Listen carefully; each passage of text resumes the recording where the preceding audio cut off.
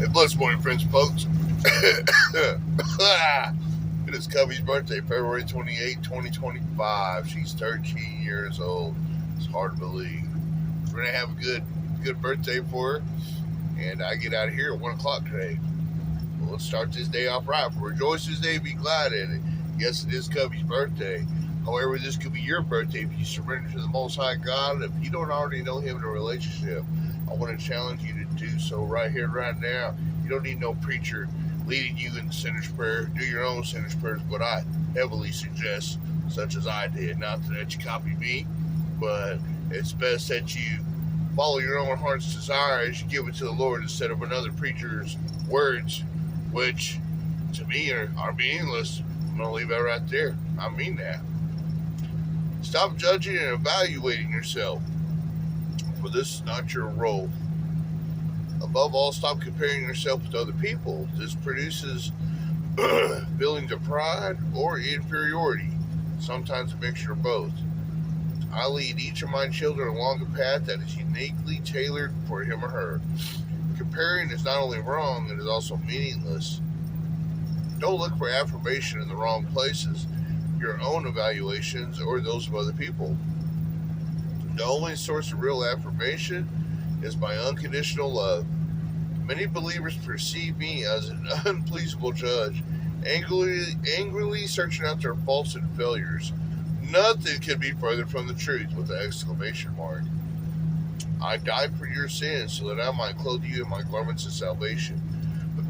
This is how I see you, radiant in my robe of righteousness.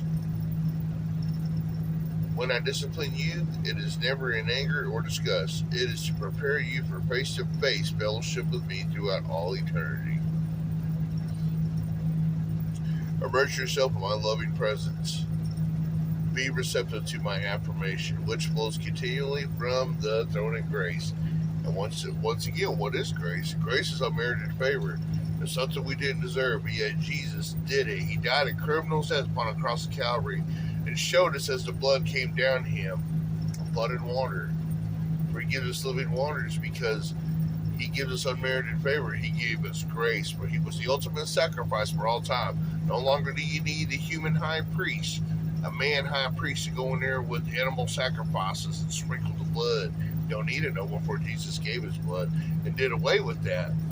Did away with the law and saved us by grace so that we could be saved under him.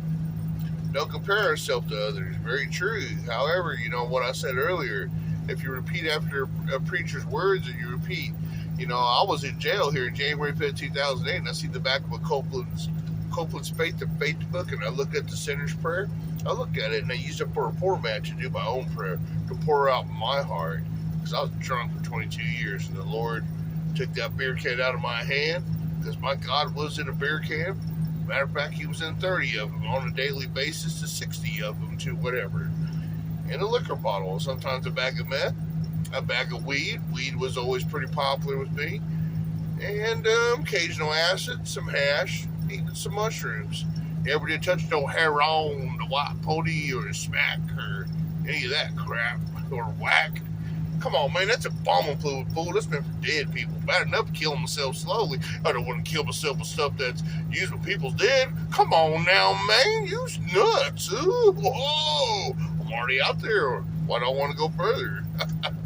Thank the Lord I stopped January 5th, 2008, and I did it by pouring out my heart, not by repeating what that Copeland book said. And I see others that repeated what preachers, will say this after me. And I see them falling shortly off the path. They're like the farmer that scatters the seed, and some of it grows on rocks, some among the briars, some by the telephone poles, but it quickly dies. There's nothing to make it root in. But when it is on good soil, and that comes from the tablet of a confessed heart, it will grow. And that's why I say what I say. Do your own sinner's prayer. Confess your sins to him, and he'll take them from you. Them as far as the east is to the west, and you're going to live a life that is designed by his hand, and that is the best life that you will ever have. Let's leave that right there, and ask God to bless Cubby, just simply with a good prayer to multiply her years, add strength for her bones, and multiply the days of her years as she grows on into a woman. Bless your own journey. I owe it.